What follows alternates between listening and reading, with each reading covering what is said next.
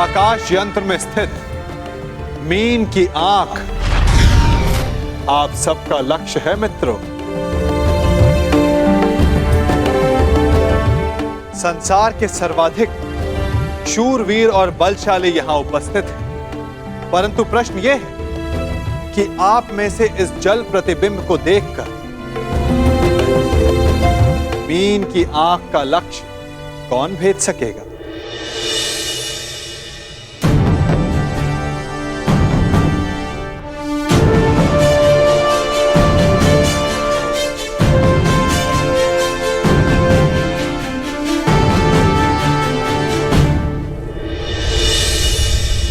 मुझे किसी भी मूल्य पर लक्ष्य भेदना है मित्र।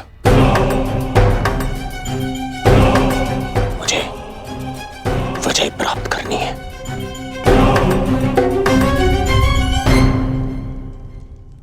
अब मैं क्रम से वीरों का नाम पुकारकर उन्हें परीक्षण के लिए आमंत्रित करूंगा। सर्वप्रथम भद्रराज शल्य।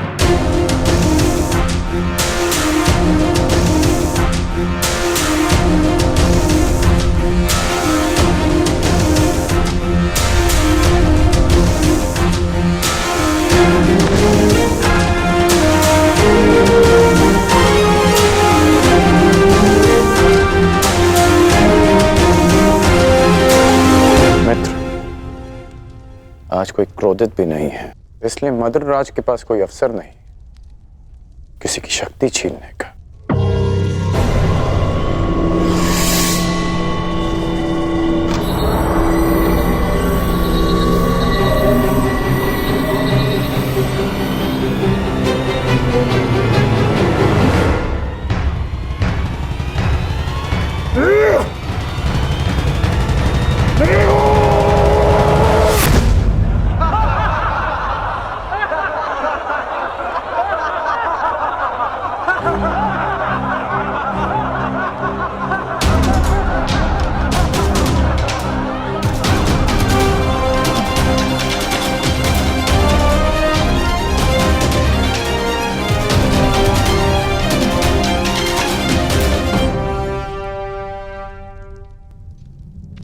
अगले प्रत्याशी काशीराज।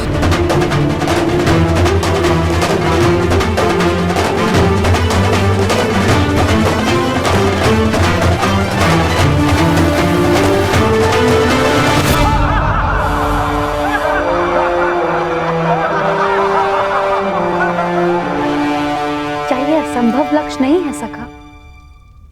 प्रतिबिंब देखकर आकाश यंत्र में घूमती मीन का नेत्र वेदन संसार में भला ये कौन कर सकता है?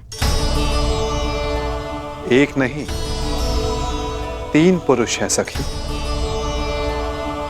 जो ये लक्ष्य साध सकते हैं। और वो कौन है? वीर स्त्री का आभूषण होता है सखी। धैर्य रखो, प्रश्न उठा है तो उत्तर भी प्रस्तुत होगा। 3 पुरुष ये लक्ष्य साध सकते हैं सखी।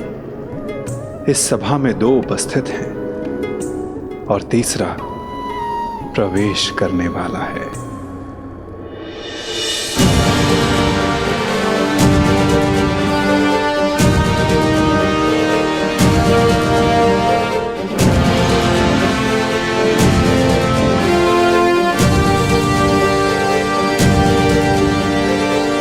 अगले प्रत्याशी भगत नरेश जरासंध।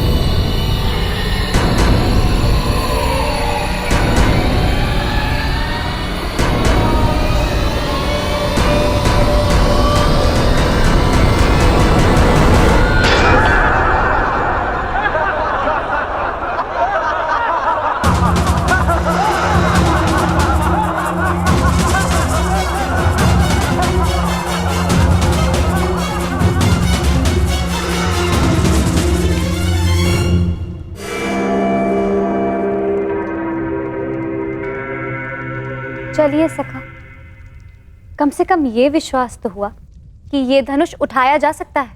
वैसे सखा, क्या अर्जुन भी ये धनुष उठा सकते हैं?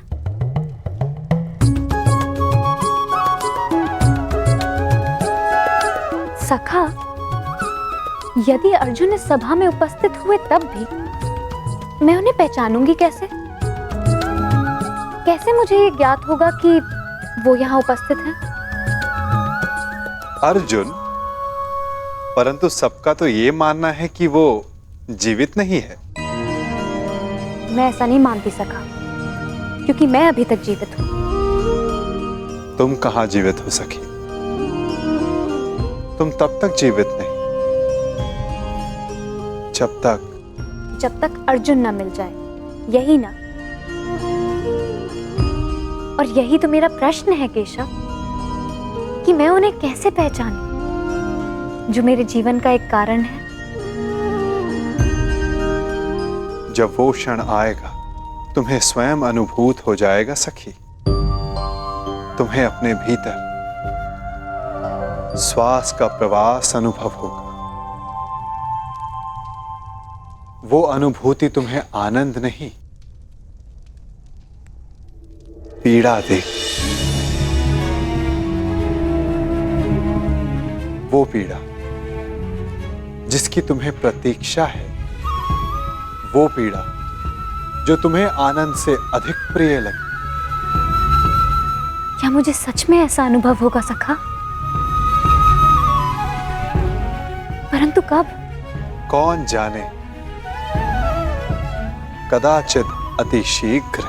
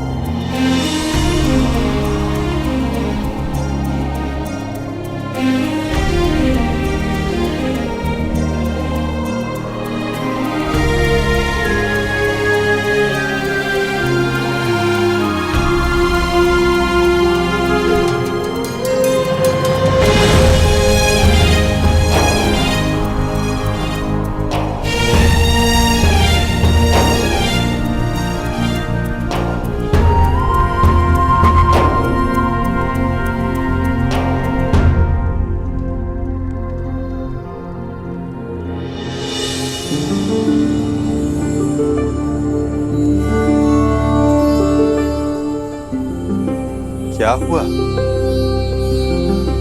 सखा, मैंने कुछ अनुभव किया।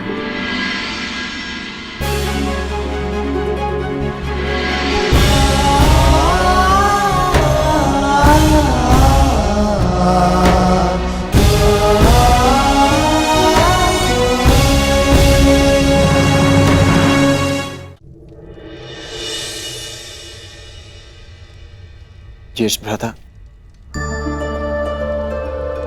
वो कौन है जो मेरी ओर देख रहे हैं? जो राजकुमारी के समीप बैठे हैं वो वासुदेव कृष्ण हैं, द्वारकाधीश। हमारे ममेरे भाई भी हैं, परंतु वो तुम्हें नहीं देख रहे। वो स्वयंवर में आए सारे प्रतिभागियों को देख रहे हैं। वो कमल नयन वाले हैं, इसीलिए सबको लगता है कि वो उन्हें ही देख रहे हैं, परंतु नहीं।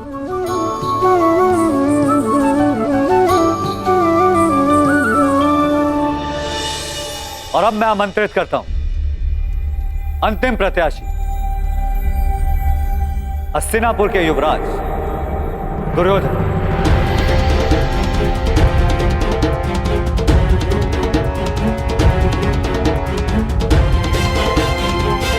अंतिम?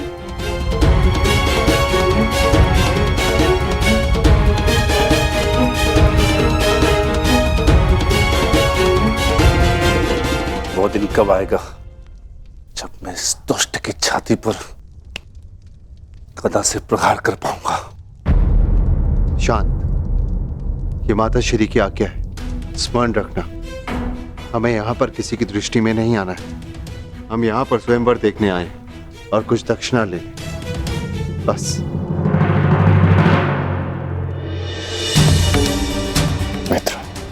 मित्र, मैं जानता हूं कि तुम ये धनुष उठा सकते हो, परंतु स्मरण रहे कि तुम अपने पांव के मध्य तनिक दूरी बनाए रखना, ताकि तुम धनुष का बोझ संभाल सको। धनुष का एक भाग भूमि पर रखना, ताकि प्रत्यंचा चढ़ाते समय धनुष तुम्हारे हाथ से छूटे ना।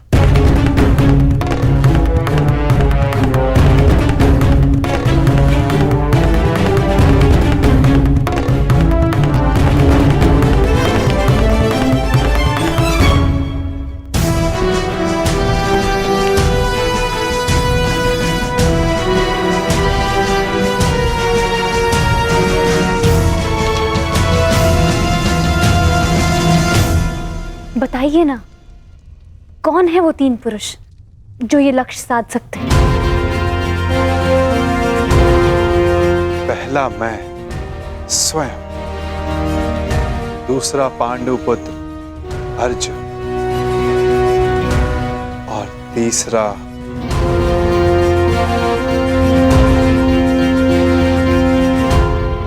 मैं राधेकर। मैंने संधान लक्ष्य देखकर ही किया, आपके नेत्रों में देखकर। कदाचित तीसरे वीर के लिए मैं आपका संकेत समझ गई हूं सखा।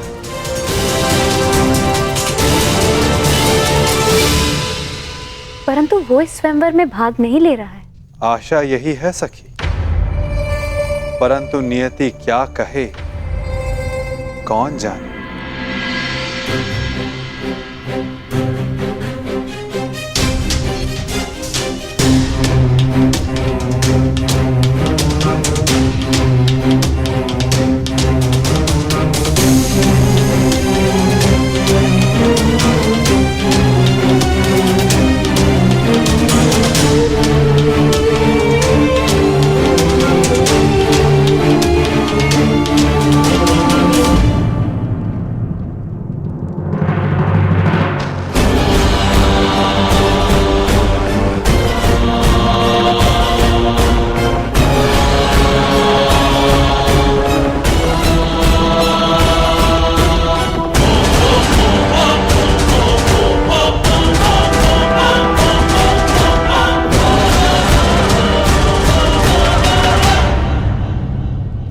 अपने पांव स्थिर रखना मित्र।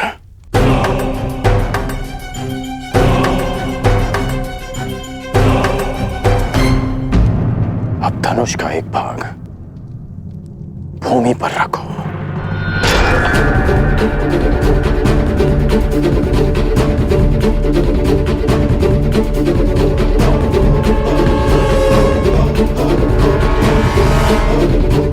बल लगाकर धनुष को मोड़ो।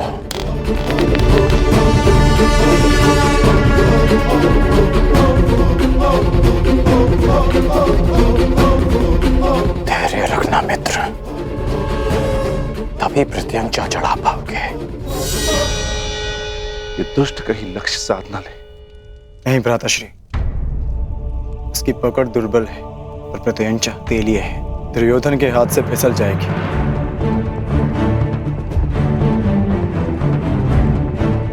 नहीं, एकाग्रता बनाए रखो दुर्योधन। यदि ध्यान भटका तो प्रत्यंचा हाथ से छूट जाएगी।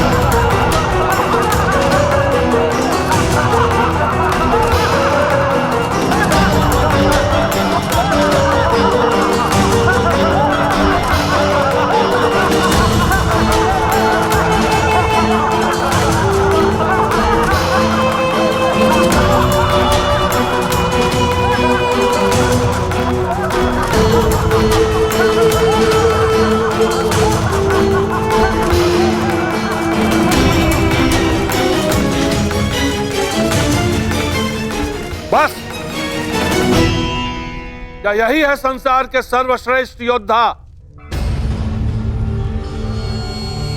क्या इसी क्षमता के बल पर मेरी पुत्री का वरण करने आए थे आप लोग? प्रतीत होता है गुरुओं में अब वो क्षमता ही नहीं रही जो अपने शिष्यों को युद्ध कौशल सिखा सके।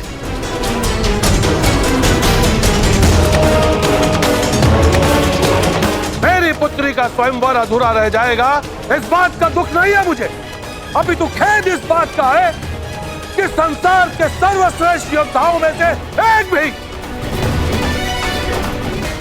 भी योद्धा ऐसा नहीं है जो इस परीक्षण में सफल हो सके। महाबली मानकर आप लोग अपने आप से छल कर रहे हो। चलिए पंचाल राज।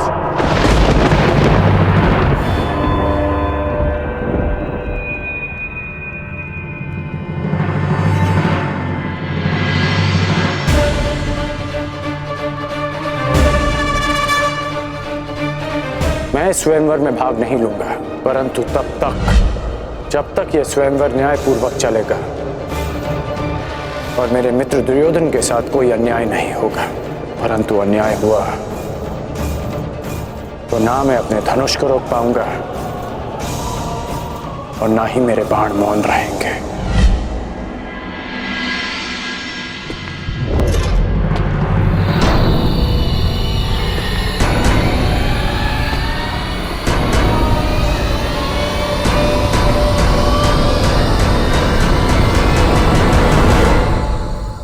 छल तो आपने किया है। यदि आपको अपनी पुत्री के लिए एक धनुर्धारी चाहिए था तो शेष योद्धाओं को यहां बुलाकर अपमानित करने का छल क्यों किया आपने?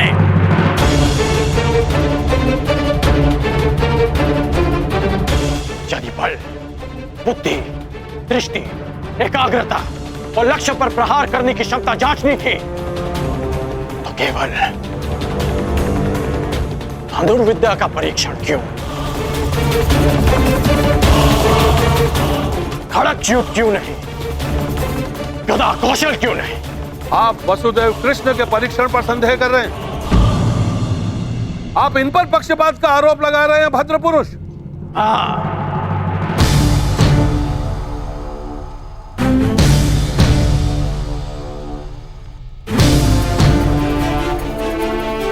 क्योंकि यह पक्षपात है। यदि यह गदा कौशल का परीक्षण होता तो मेरे मित्र युवराज दुर्योधन यहां उपस्थित सभी योद्धाओं को पराजित कर देते, परंतु नहीं, आपने यह परीक्षण एक पक्षीय रखा और उस पर आप महान गुरुओं की शिक्षा दीक्षा का अपमान कर रहे हैं। तो पांचाल राज, आपको आपकी ललकार का उत्तर अवश्य मिलेगा। एक शिष्य अपने गुरु के मान के लिए आपकी ललकार स्वीकार करता है।